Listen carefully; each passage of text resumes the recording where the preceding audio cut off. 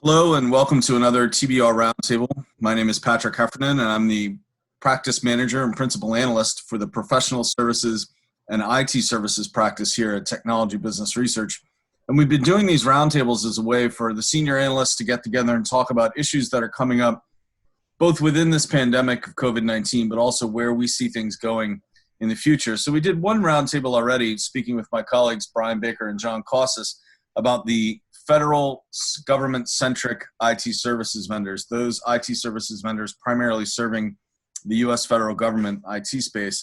And we wanted to do another one for a couple of reasons. One is because my colleagues Brian and John have been talking to a lot of the different vendors themselves, getting their feedback on what's happening in the market, getting their perspective on where things are going to go. So we want to share a little bit of that. We also want to talk about what's coming next, both in terms of post-pandemic as the country starts to reopen, but then also with the next federal government budget cycle and everything that's coming after that. And then we're going to talk really long range, which in this case is going to be 2023, which maybe doesn't sound that far out, but compared to where 2020 was at the beginning of this year, that seems like a very far way away. So with that, we're going to start, and I guess we'll begin probably, John and Brian, with what the discussions have been in the last month or so with the federal government-centric IT services vendors. What have been the questions that you're getting from them? Have they been focused on competitors' performances during COVID-19, or are they more worried about their own internal operations or their own near-term decision-making? What's been the most frequent topic or the most frequent issue from them? Well, Patrick, this is John. I think you can kind of break the competitor set down into essentially two groups. The smaller of the two, and this is the group that were interested in competitors, interested in what was happening to, they may have mentioned an individual competitor, they may have mentioned a small handful of competitors that we track. But the smaller of the two groups were mostly just curious about the fiscal impact. They wanted to know if we or the vendors themselves could quantify the revenue impact or what the margin headwinds would look like, what they were during the first calendar quarter of this year. We expect the same thing to happen as we get into the next earnings cycle, which begins in late July. And then what the impact would be on vendor guidance for the year. Now, many of the vendors aren't on a fiscal year cycle that aligns cleanly with the calendar year. But even in those cases, Booz Allen Hamilton, for example, is somebody whose fiscal year just ended with with their reporting of their first calendar quarter 2020 results. So the question's really, from that group, that smaller group of competitors focused on just the fiscal impact. Like, for example, Leidos, how did they quantify the impact during the quarter? What would COVID-19 mean for the year? And in that case, the impact was minimal. But beyond that, there's always interest in knowing where the competition is training its sights, if you will, from a solution standpoint. And this was a common question. What are the vendors that you track? What are the vendors that we're competing against? What are they thinking about coming out of COVID-19? Where is the spend going to go? What kind of solutions are going to be in vogue? And let me cite one vendor in particular, Booz Allen Hamilton, who is looking at the pandemic as an opportunity. In fact, they've already started pivoting their go-to-market, their internal solutions development towards these areas. Both on not just the government side, but also the commercial side, which is for them a very small portion of their business. But they see an acceleration in both private and public adoption of telehealth, virtual learning, secure mobility solutions, the short list. And as I mentioned, they're already taking steps to expand their overall growth strategy to encompass these technologies. They're working with federal agencies on more pandemic-related projects, such as developing data visualization solutions to help the Veterans Health Administration predict potential increases not only in God forbid if there's a resurgence of COVID-19, but also any kind of future pandemic situations. They're doing other work. They have in-house epidemiologists, for example, that are working with the Defense Health Agency to improve agency readiness. And let me just say, in that one particular area, in preparedness and readiness, that is a common opportunity that has really emerged, at least for the vendors that have chops in health IT. Or it can at least provide advisory services around that, either strategic or technology advisory services. So I think there's also going to be a surge in artificial intelligence investment to help enhance all of the aforementioned areas, enhance technologies that are solutions in the aforementioned areas. But before I hand it over to Brian, I want to take a step back to the original question. Because COVID-19 hit so suddenly and had such an abrupt impact on contractors' operations, the focus was primarily there, it seemed, at the beginning, and not as much on the activities of competitors. So people wanted to know, well, what did our competitors do? We know what we did in terms of resource management strategies and supply chain management strategies. And how did we adapt to project delivery, changing modes of project delivery and client management?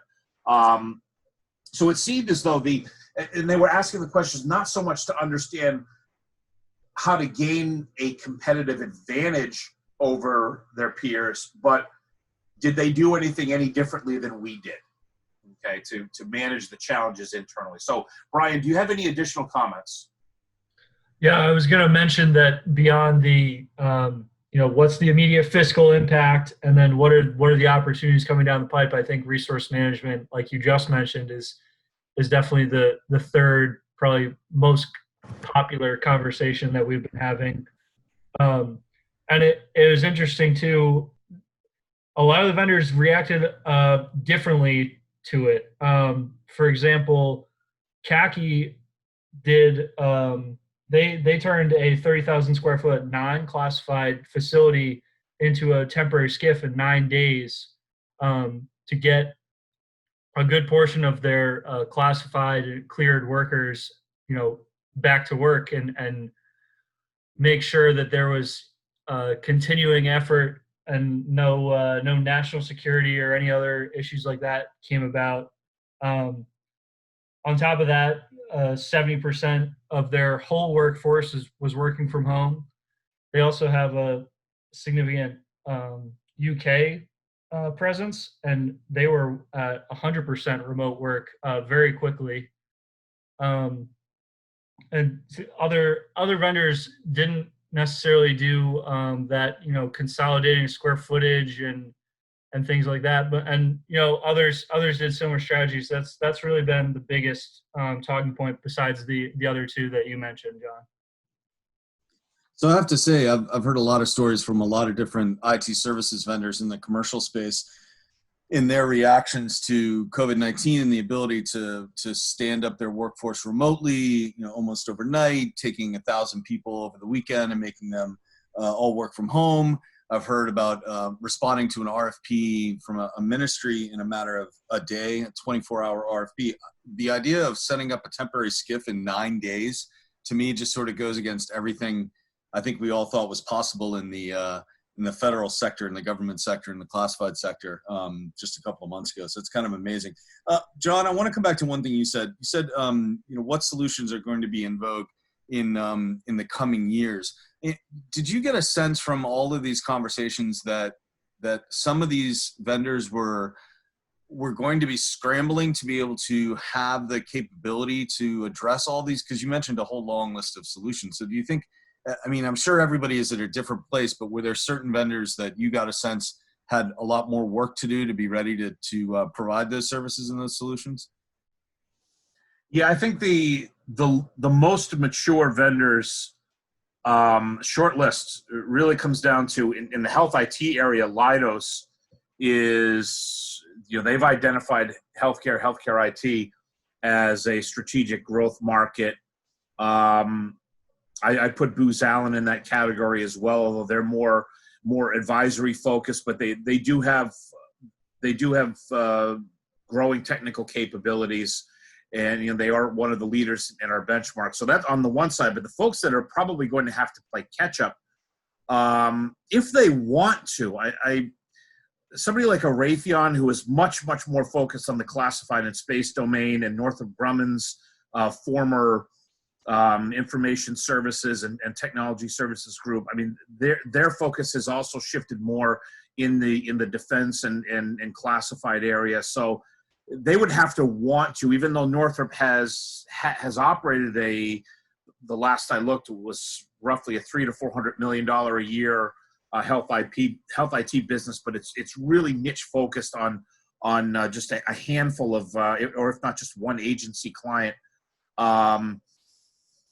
Aside from the legacy defense contractors, I think it comes down to scale when you're looking at, and Brian can elaborate further on Mantech, but Mantech is somebody that comes to mind. Perhaps Perspecta comes to mind as vendors that want to, they perceive the opportunity in health IT, but they don't have the scale. They don't have the book of business. They don't have the slate of programs, health IT or health IT related programs in their order book that give them anywhere near the presence that the aforementioned vendors have. Brian, is that consistent with what you're seeing? I know that you're our lead on Mantech and Perspecta. You also track SAIC, and you mentioned CACI earlier. Is that what you're seeing within the sphere of companies that you track? Yeah. So I think so. Mantech recently in 2019 has made an acquisition or two to more to target health markets even before COVID-19 came around, and I think they've been trying to at least inorganically invest in that area, and they, I believe, have perceived it as an opportunity for a while. They just had limited scale, limited success, like you were just saying. An interesting one to me really was SAIC on their earnings call mentioned, and they have virtually no presence in federal health right now, but they mentioned that they see that as an opportunity, and it could be a big area for organic and inorganic investment for them in the next couple years. So they were really the one that stood out and said, "Oh, this really changed our thinking, and we now see this as a big opportunity that we need to go after." Mm-hmm. Okay, and I would. Somebody may have, after hearing this, may ask, well, you didn't mention General Dynamics. Well, there's a reason for that. Yes, they do have a legacy in healthcare IT, but it's not one that has evolved in a direction to embrace higher value or more advanced technologies. They're still, and in fact, they just sold some of their call center operations to Maximus over at the end of 2018. So yes, they do have some legacy revenue there, some annuity revenue in the form of call center type business, but it's not, they are not somebody that I would expect to see. They haven't made the investments that Leidos or especially, I mean, it's really Leidos stands out as the big one, but they also haven't made the investments that Booz Allen has in areas like artificial intelligence. So even though they do have a revenue base there, I don't see them being a player in these areas in the next few years. Yeah, and that's a really good point, because it's not just sort of where you have invested from, and I'll call it a vertical. I mean, that's the way I think of it in the sort of commercial terms. But it's also, like you mentioned, Booz Allen and artificial intelligence. It's also the actual solutions, and that's one thing that we've seen that's a difference or differentiator in the commercial space. And it was true pre-pandemic. It certainly has become highlighted during COVID, and I think we're going to see it increasingly post-pandemic, which is just the ability of the IT services vendors, federal or commercial space, to be able to use themselves as a use case, as a best case, first case use case for implementing enterprise-wide changes. And so that requires being able to deploy artificial intelligence internally, being able to deploy automation internally, being able to take on all those emerging technologies and use them yourself to then flip around and use that as a use case, no matter what, whether you're talking IT, whether you're talking healthcare, whether you're talking another vertical. So we're seeing that on the commercial side. Are you seeing that in the federal side as well? What would that look like, or what has that started to look like? I think it's happening, but we don't have as much visibility, which is to say that we don't see anything beyond the occasional anecdote that this kind of thing is happening internally. In other words, are they setting themselves up so that they can say, well, listen, we've eaten our own dog food. Okay, we've made it work. I think CSC, back when they were back before the DXC days, they used to say this both commercially and in their public sector business, that they've honed their expertise in these technologies. They've rolled them out internally. To make sure that they can go to market saying, we made it work internally, we can make it work for you. We haven't seen as much of that. That doesn't mean that it isn't happening. I'm sure that the vendors are rolling these things out internally, not only to achieve greater efficiencies in their own operations, but so that they can go to their agency clients and say, we made it work internally and we can do the same for you. We certainly don't see it as frequently in the federal IT market. I think that that would be only one factor. When you have to keep in mind is that bid pricing in federal IT, if it's not the most important factor, is one of the biggest. But right up there with that is also being able to demonstrate differentiating technical capabilities. And you don't just do that by showing you can roll it out internally. You have to be able to show how you connected the technical capabilities to enhance the mission of agencies that you've served previously. Past performance is really key in this space. So, Brian, did you have any additional comments in this area? Yeah, so I guess along the same lines, I think CACI, like John mentioned, I don't think any of these firms come out and say that, the same way a commercial firm does, that they're eating their own dog food, as John put it.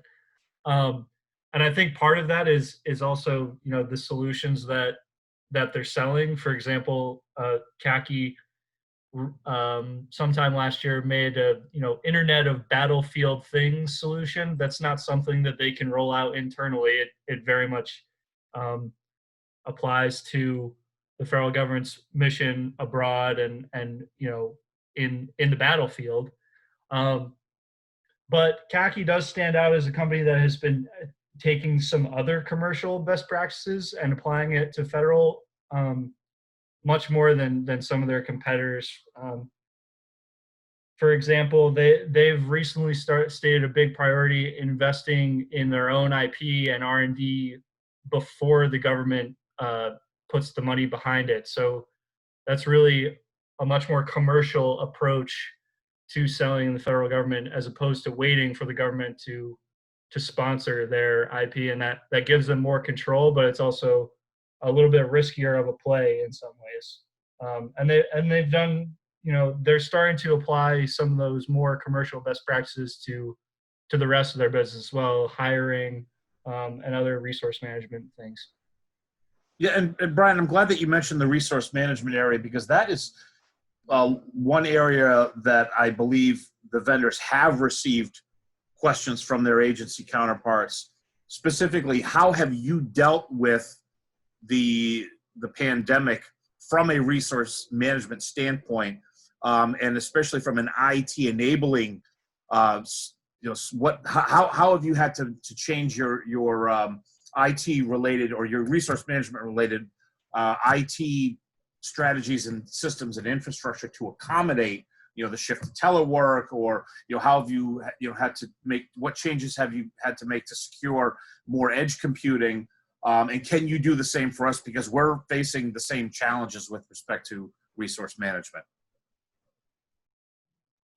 And that's actually, so that's a good area to pivot to then, to take it from there to because resource management is not, it's not, in the commercial side, we keep talking about the operational cadence of human resource management. I suspect it's going to be the same on the federal IT services, federal centric IT services vendor side.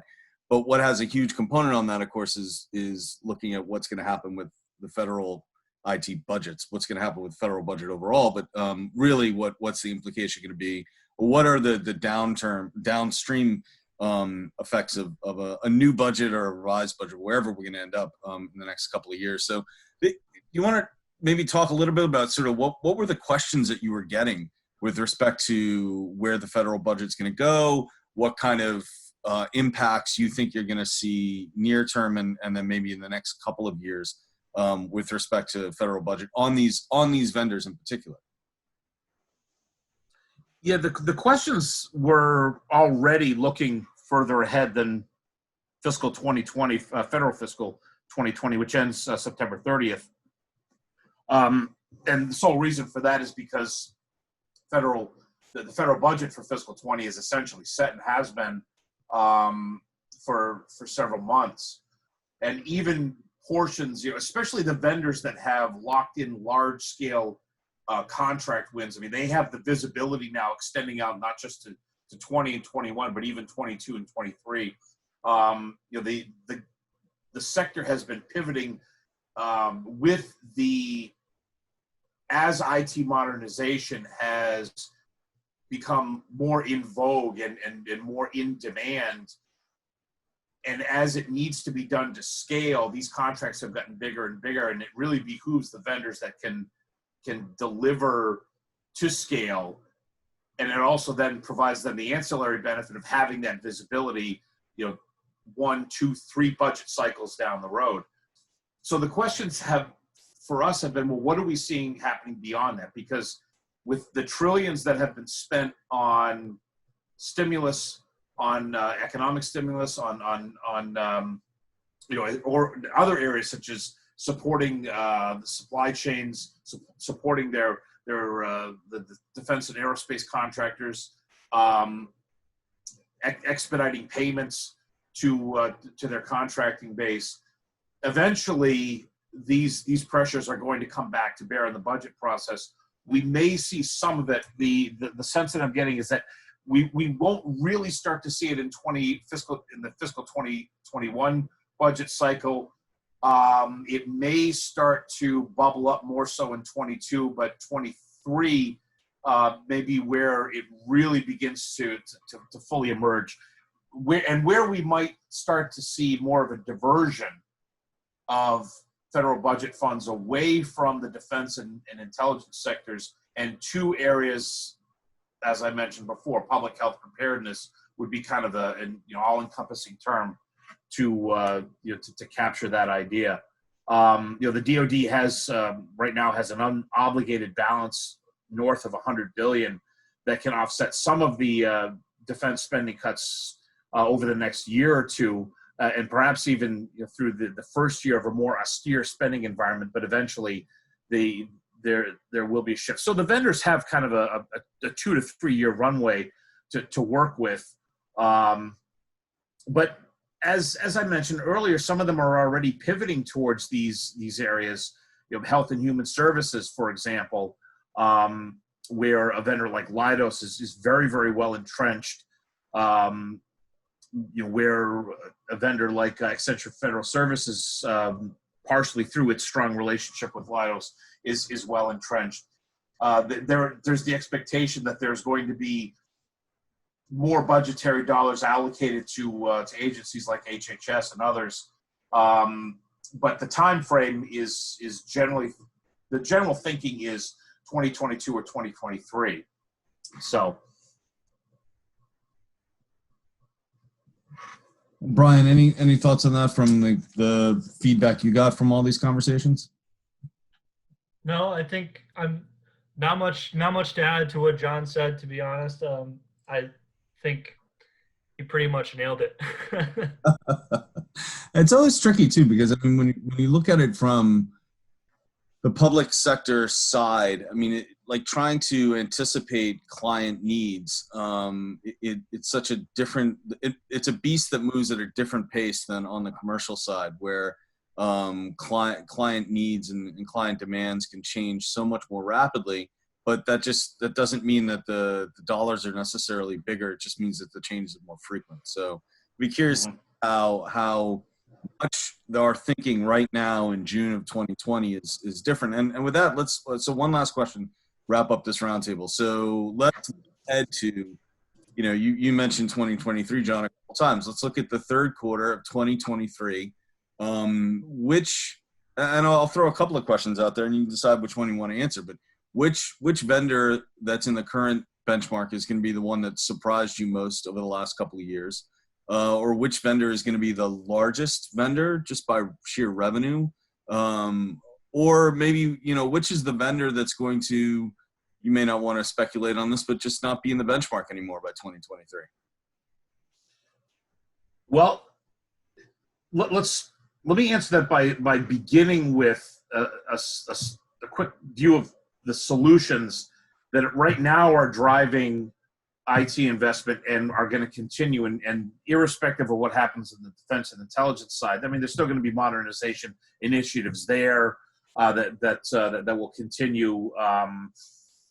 Certainly the Jedi rollout and other cloud-based initiatives are going to continue. But the main planks of IT modernization, which is cloud infrastructure, mobile, digital security, AI, DevOps, that's all going to continue to grow. So then the question becomes, well, who is the best positioned vendor right now to ride that wave into 2021, 22, and 23? And I have to start with Leidos, because they're our current revenue leader in the benchmark. They've got over $11 billion in revenue on a trailing 12-month basis that is going to easily go north of $12 billion over the next few quarters. It's $3 billion more than their nearest competitors, who in order in our benchmark are General Dynamics, IT, Northrop's Defense Systems Group, and Booz Allen Hamilton. So they're the biggest now, and that would be a significant revenue gap for any or all of the three vendors I just mentioned that account for the number 2, 3, and 4 ranking positions in our benchmark in terms of the size of their federal IT revenue base. It would be tremendously difficult for them to close that gap without a series of strategic acquisitions. General Dynamics is still, the heat is on. They're still on the grill to prove that their strategic acquisition of CSRA is working and that they can make it work and that they can leverage those assets. They don't have a great history of doing so, but it remains to be seen, because they did purchase a very high value asset with significant capabilities in all the aforementioned next generation areas. Northrop is shifting, as I mentioned earlier, more towards the defense and classified side. I don't see them doing as much. The overlap between them and somebody like a Leidos in terms of just IT modernization work, that overlap is going to shrink as they focus more on defense platforms and classified platforms. The space area will be a big one for Northrop. So they might not be one to close the gap specifically or strictly in terms of IT services. Booz Allen Hamilton could, if they suddenly engage in a strategic buying spree, but it's not really something that's in their DNA. They haven't made an acquisition since 2017. They always tell the street that they are on the hunt for an acquisition that's a good strategic and cultural fit, but they have yet to make one, and it's going on 3 years. So, but let's bring it back to Leidos. I mentioned earlier, the visibility into the 2 to 3 year window that having a contract book with large scale engagements provides. Leidos right now has a backlog of mostly IT services work over $28 billion, and that's $8 billion more than their nearest competitors, Booz Allen and CACI. I'll let Brian elaborate on CACI and what they can do to close the gap. I don't see anyone completely closing the gap even over the next 3 years. There may be some narrowing.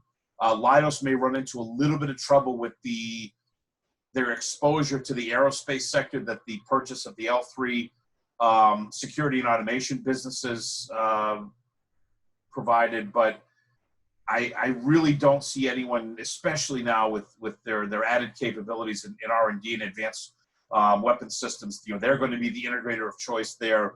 I really don't see anyone closing the gap, and I don't expect to be surprised by anyone. But if there were a couple of surprise vendors to come out of this, it might be either Booz Allen or CACI. But like I said, I'll let Brian talk about in more detail about CACI.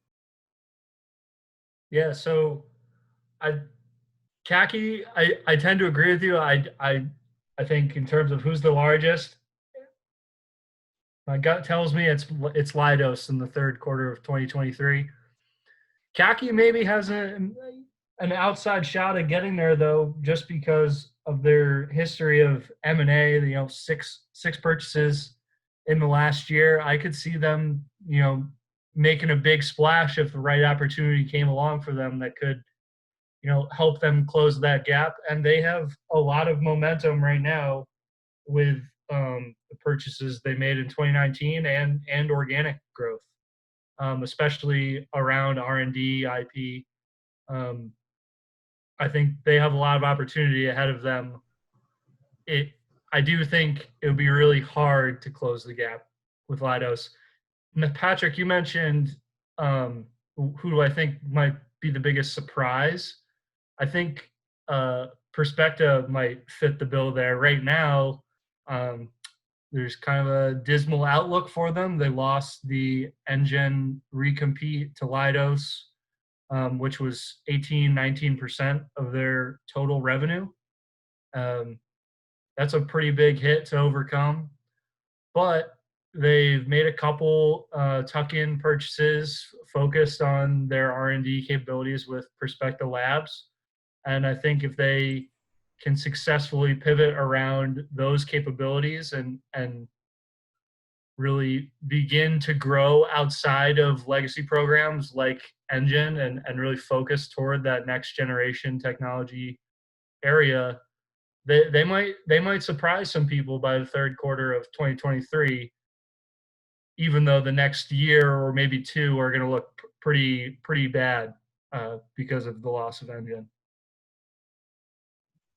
So, all right, very, it all makes sense what you're saying, and I'm this wasn't fair because we didn't talk about it before, but that's the way it works on a roundtable.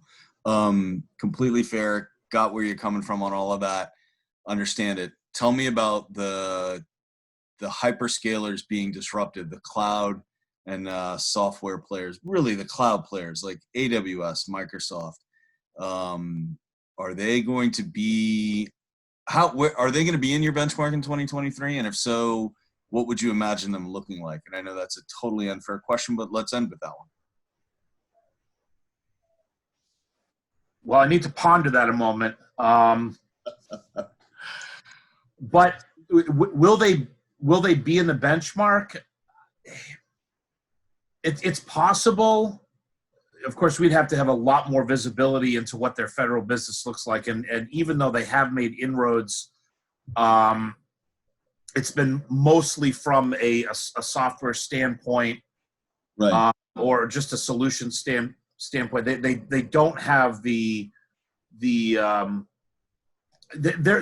still very reliant on their integrator partners. And the way that it seems as though cloud is trending in federal IT, which is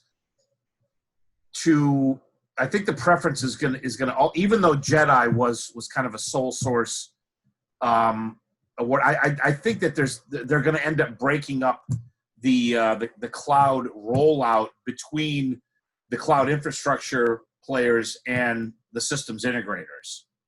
I think that just makes it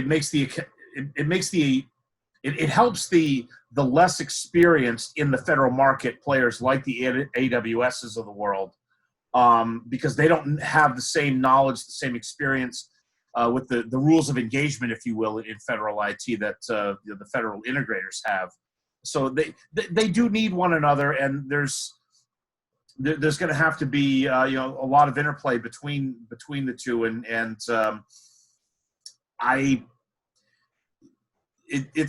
there is going to be a lot of investment in the cloud area. Will there be enough to prompt an AWS to become, I don't think they'd ever become more of an integrator. I think that they want to stay away from that side of the equation.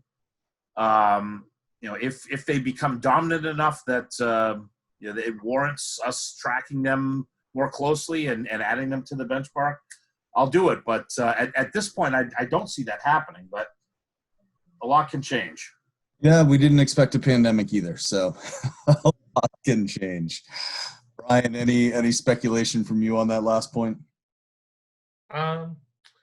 No, I think John, I think nailed it again. I don't see that happening. I think they have upped their focus on the federal market for sure in the last couple of years, especially. I think I remember looking from maybe a little side project that Microsoft's federal obligations have been doubling or something like that, like Right. every 6 months or something. Right. They're definitely making it a focus area, but I'm not sure. Like John mentioned, I'm not sure that they're ever going to really be competing on the integrator side of it to warrant being in the benchmark.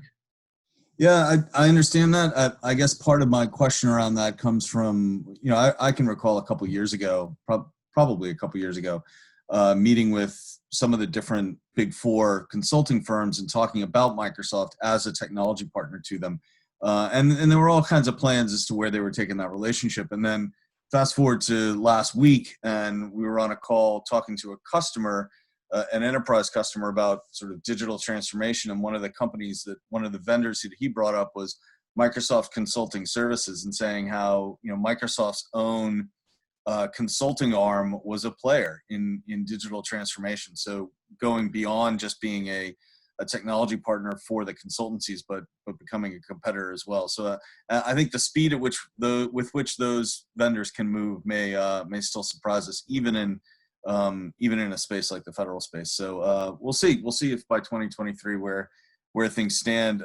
John and Brian, thank you very much. This has been valuable to me, and it's part of the ongoing series of roundtables, and of course it's part of our ongoing research at Technology Business Research around what is the business side of technology. How do the IT services vendors, that's who we care about on this call, how do they actually make their money, and what's their performance been? What's their strategy for the future? So that's what we always look at, and that's what we always talk about and write about. So if you have any questions, you can find myself, you can certainly find John and Brian on LinkedIn or through TBR, and happy to take questions and go from there. And gentlemen, thank you very much. This has been really enlightening for me, and makes me look forward to reading the rest of the reports that I know you guys are cranking out. So thank you, gentlemen. All right. Thank you. And thanks, everyone. Yeah, thank you.